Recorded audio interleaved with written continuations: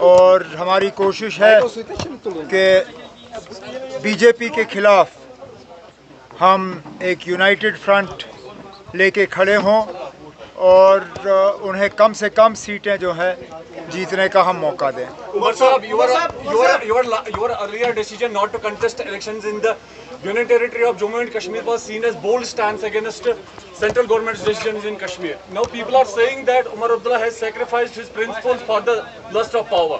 What do you see that? कोई sacrifice principles का हमने नहीं किया। जो लड़ाई हम लड़ने जा रहे हैं उस लड़ाई में असेंबली का अपना ही रोल है और मैं लोगों से क्या कहूं कि वो इस असेंबली को माने, इस असेंबली को वोट दें, इस असेंबली में मेंबर चुनें, लेकिन मैं इस असेंबली को नहीं मानता। जो लोग ये बात करते हैं उन्हें तो अपने रिश्तेदार खड़े किए।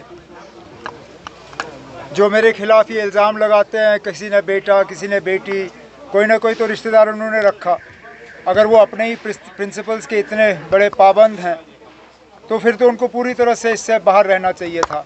खुद बाहर रह के किसी रिश्तेदार को रखने का क्या फ़ायदा। मैं मान के चलता हूँ कि फ़िलहाल इस असेंबली में उतनी ताकत नहीं है जितनी ताकत होनी चाहिए, लेकिन हम इस असेंबली के ज़रिए ही इस असेंबली को और ज़्यादा मजबूत कर सकते हैं। उमर साहब, बाबा जी ने कहा था कि जो मतलब आने वाला सीएम होगा वो एक चपरासी की भी ट्रांसफर नहीं कर सकता है, तो इसके बारे में फिर अब मैं इसमें नहीं जाऊंगा, वो छोड़ दीजिए।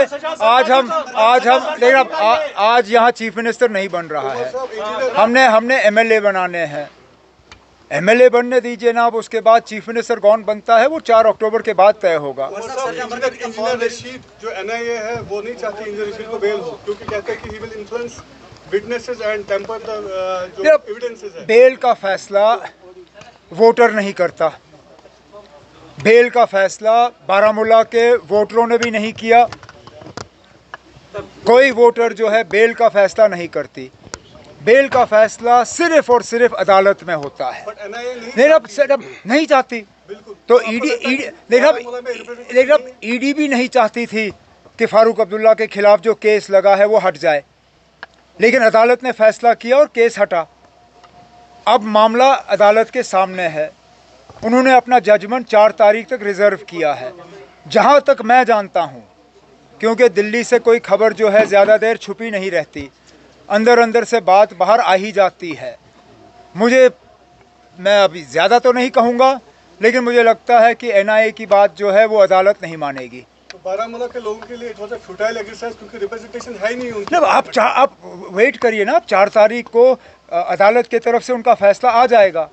और जो मैं आपसे कह रहा हूँ, मुझे तो लगता है कि 4 तारीख को एनआईए वाले जो हैं ईडी की तरह उनकी आर्ग्यूमेंट फेल हो जाएगी और अदालत का फैसला आप सबके सामने होगा। अब जाके अगर इंजीनियर साहब को छोड़ दिया जाता है तो क्या अदालत के तरफ से उनके ऊपर कोई रोक होगी, कोई रुकावट होगी, कोई स्ट्रिक्चर्स होंगे, वो हमें देखना होगा। लेकिन देखिए, अब मुझे बताएं ना, कौन सा कॉन्टेस्ट आसान होता है? कोई इलेक्शन आसान नहीं होता। पीडीपी ने बशीर मीर को फील्ड किया यहाँ से। Don't you think this a challenge, because 2014 में बशीर मीर ने बहुत ही कम मार्जिन से हारा था। यहाँ नहीं कंगन से हारा था। उसके बाद बहुत कुछ बदला है ना। मैंने कभी किसी इलेक्शन को फॉर ग्रांटेड नहीं लिया।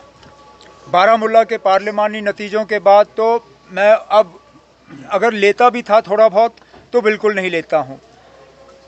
मैं सिर्फ़ और सिर्फ गांदरबल के लोगों से ये उम्मीद करूँगा कि जिस तरह उन्होंने मुझे 2008 में खिदमत करने का मौका दिया, उस तरह दोबारा इस साल मुझे एक मौका उनकी खिदमत करने का देंगे, बस और कुछ नहीं।